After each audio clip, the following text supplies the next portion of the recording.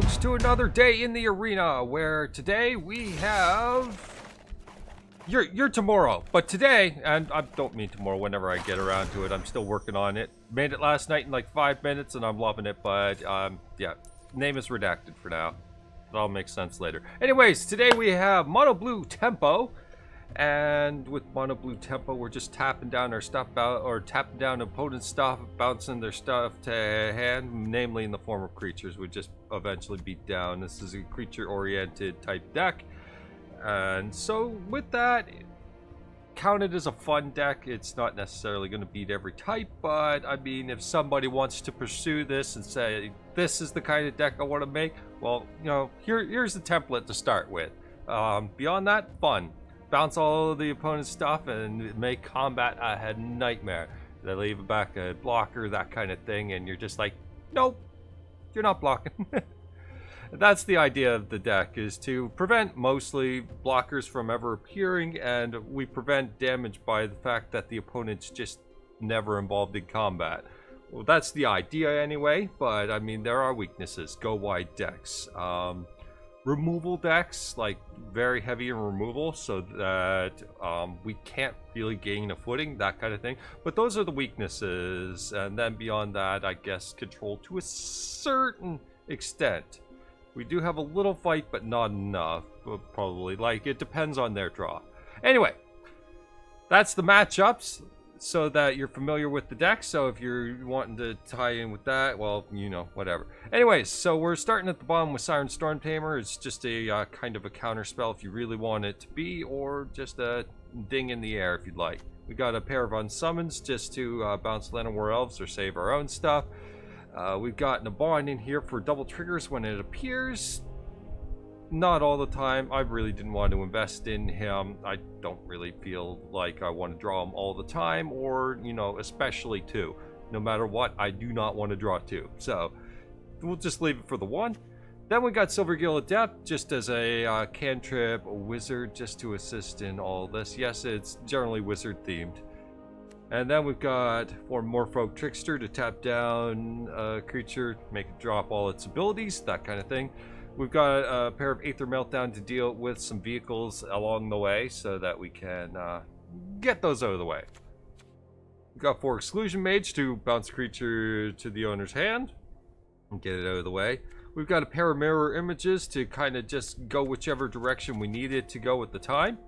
We've got 4 Watertrap Weavers, which honestly, believe it or not, is kind of the all-star. When you factor in the whole package, these guys are the ones that really do the work. So you tap down a creature and keep it tapped down for an extra turn. So yeah, it really, really just nullifies a lot of things. Anyways, after that, we got the 4 Wizards Retort just to counterspell, obviously. Get rid of the most problematic things that would occur. And then beyond that, we've got 2 Kefnet's Monument to assist in making sure creatures stay tapped down.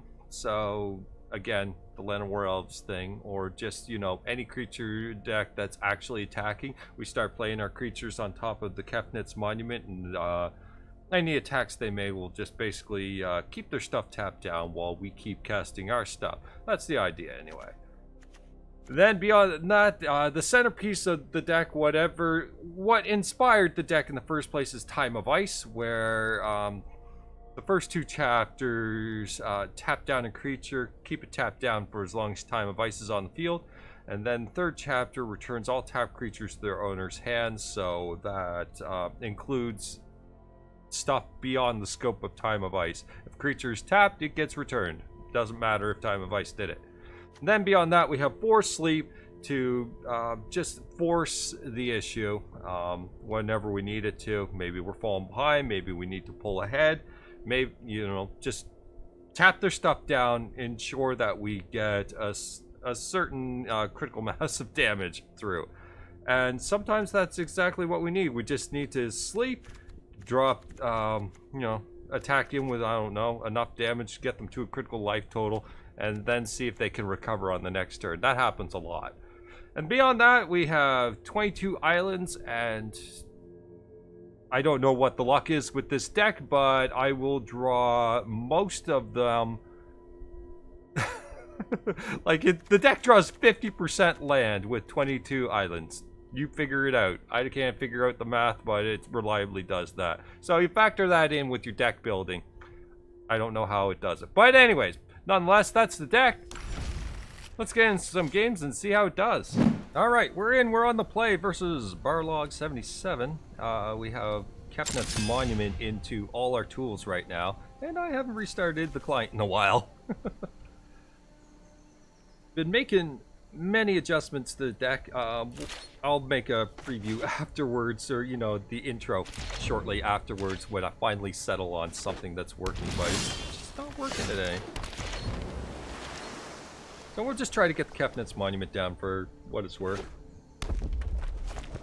Unless our opponent plays a Mana Dork, which we have to deal with right here, right now. So off you go, Mana Dork.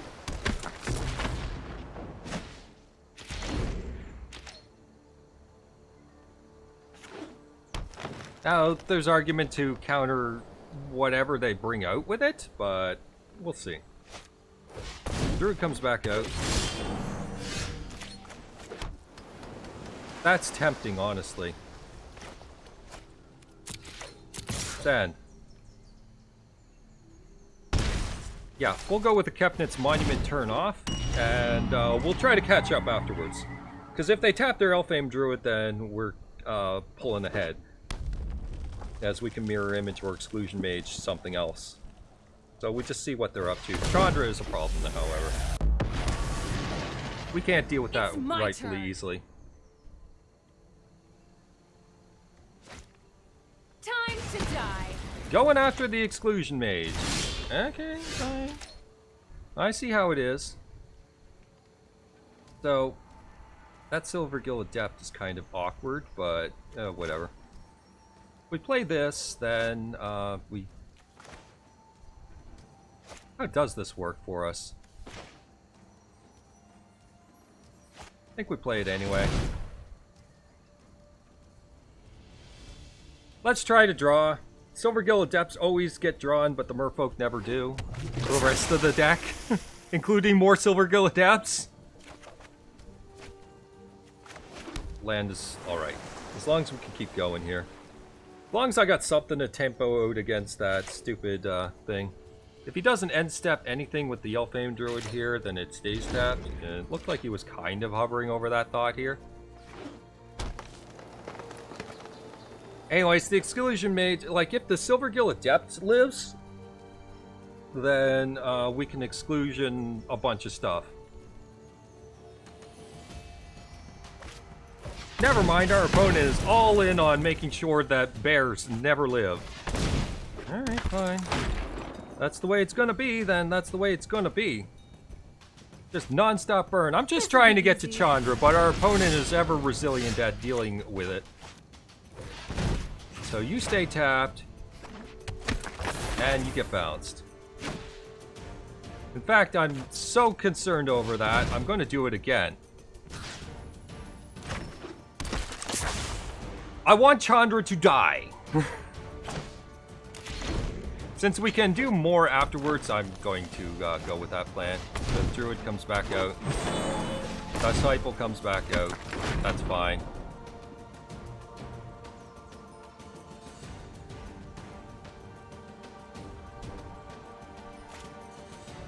Oh, today's my lucky day. Okay. So, we exclude. Target you, since you're the most likely to do anything, and you. And attack Chandra. And this time we're holding up counter magic to make sure that we get there.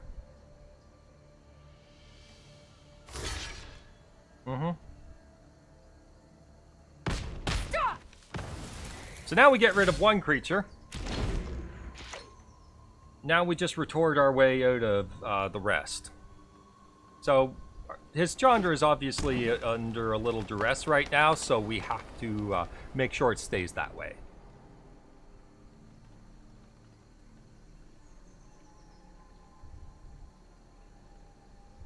So we'll see what comes up.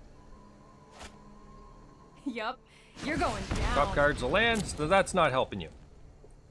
Opponent's ripping through a flood like crazy here. Skizik. Counter.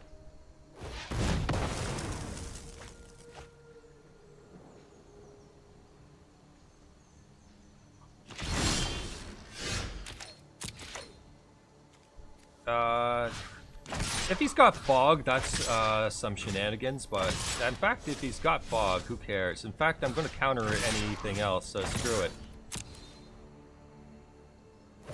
You will regret this. You will be a pile of ashes! And I'm happy with my 6 damage a turn while countering anything really scary. Like a Thrashing Brontodon.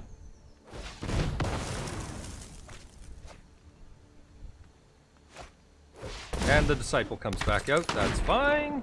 We can deal with the Disciple. The Brontodon, however, can interrupt a Time of Ice. Which is kind of what we want. Ooh, sleep. That'll be helpful. Okay, down to 8.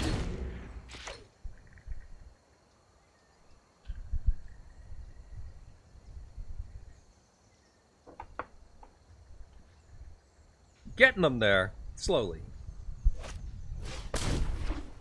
Elf, you got it.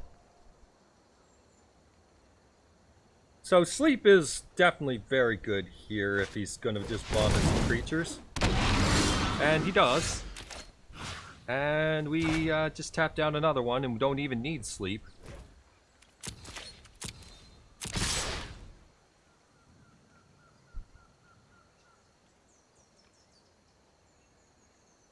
You're going to want to start blocking. Alright then, never mind. And, yeah. End the turn. Sleep is all we need.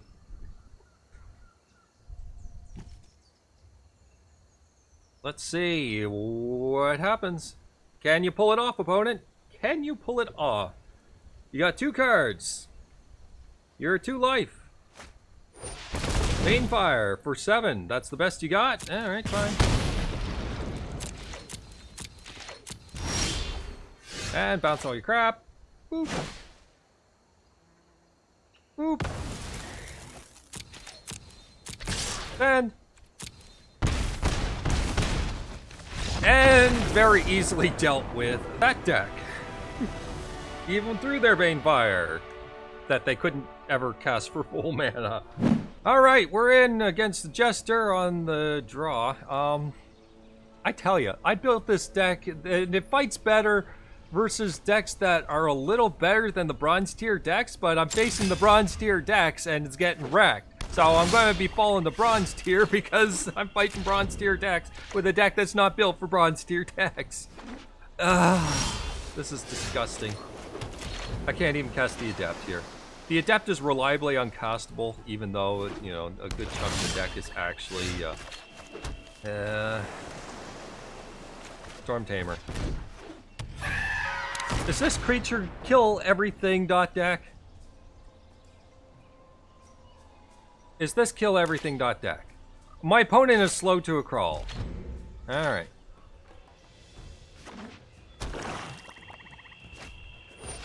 Vampire Champion 3/3 Death Touch. Resolve.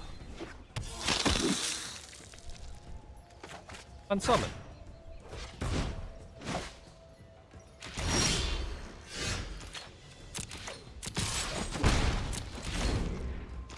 He can go ahead and play it again.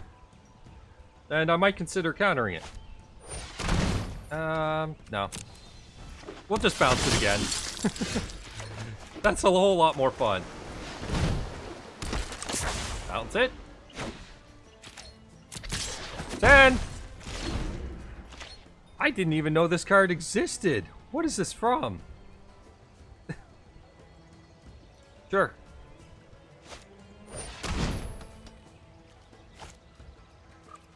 Counter that. I'd rather have my 2/2.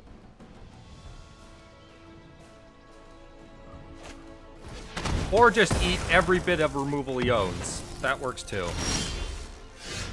I'm just gonna Silvergill Adept then. And see what I draw. It's Underland.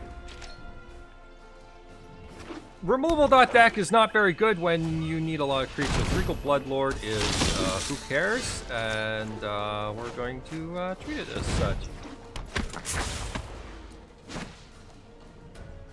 Anyways, send it in.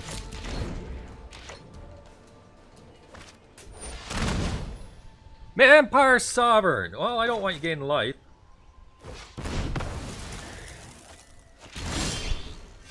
And send in for a little bit more.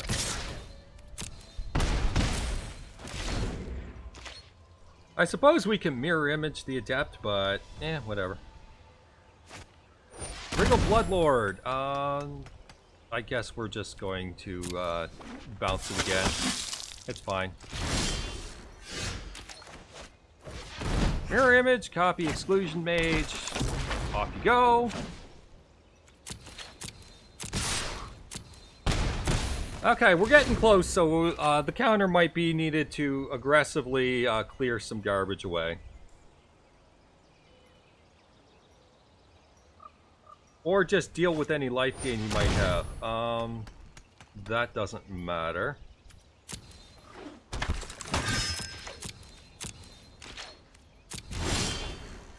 In fact, yeah, Trickster's perfect.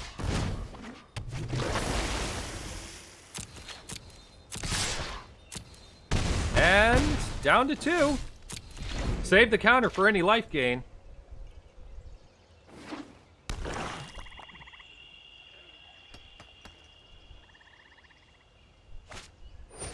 Valiant Knight is not one of those pieces of life gain.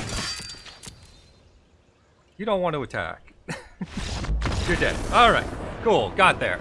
Alright, we're on the play versus some guy in their placement matches, as Lumi would like to always tell me.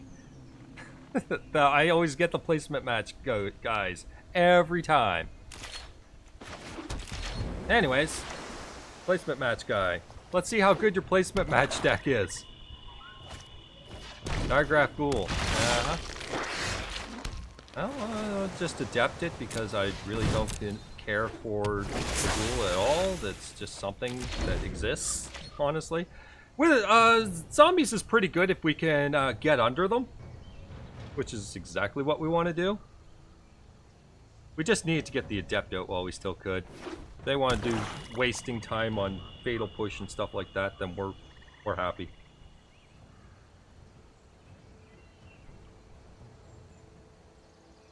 But we just try to get as many creatures down and then lock them out.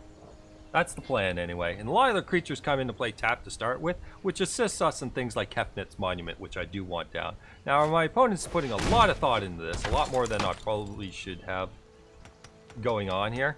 Do you really want to attack into this? Do you really want to attack into this? You're just going to wait.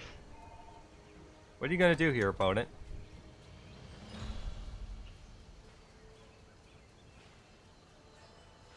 Now, we can Trickster the Doomed Dissenter,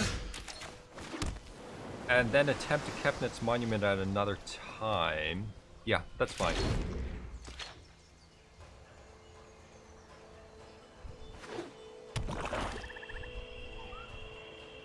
So if we Trickster the Doomed Dissenter, then his abilities don't exist, and we can just knock him out as a 1/1. There's Death Baron. Okay.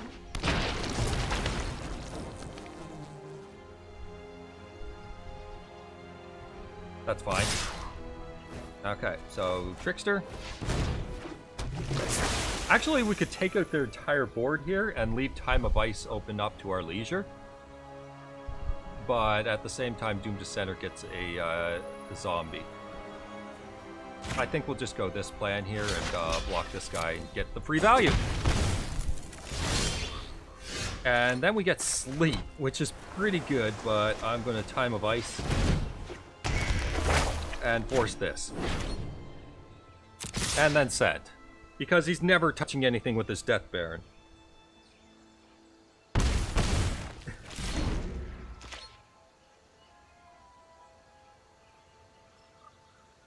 I just want to get bodies on the board, I suppose, after this. Skymarch Bloodletter, that's a little out of place. And by a little, I mean a whole lot of out of place. Okay, so tap you down. And swing in. Gem of Kefnet's Monument. Silvergill Adept, revealing Trickster. That targets Kefnet's Monument onto the Death Baron and land. So all of his creatures are tapped for the Time of Ice. All his stuff goes back to hand. We've got a little bit of a force, and we'll have Wizard's Retort on the ready. But, I mean, it's not really worth it for my opponent. Actually, let's set this stop here. It's not really worth it to my opponent to play anything. Not really. But, I mean, the damage is done. But if they've got Diregraph Ghoul, for example, not worth it. We're just trying to get bodies on the board for now. Walking Corpse. That's fine.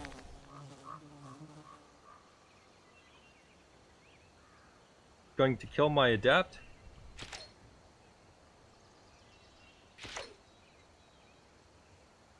He's thinking he can stop everything here, and that's not the case here.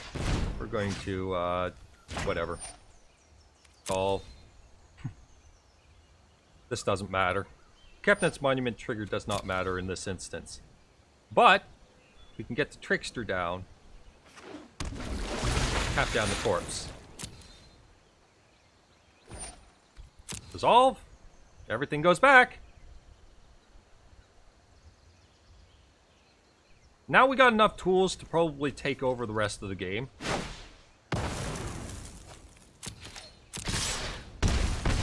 And that's exactly what we're going to do here. We're going to hold up counter and then sleep whatever we don't like. Or sleep what we do like and counter what we don't. But basically, we want to protect our creatures, and that's about it. So tap out. We're cool with it.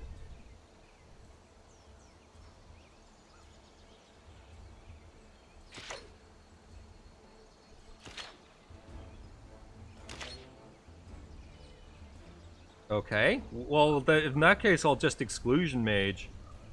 He's got to discard the hand size because everything's in his hand. Take that. Probably not a great feeling.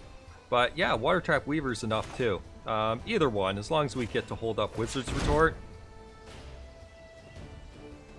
None of it matters.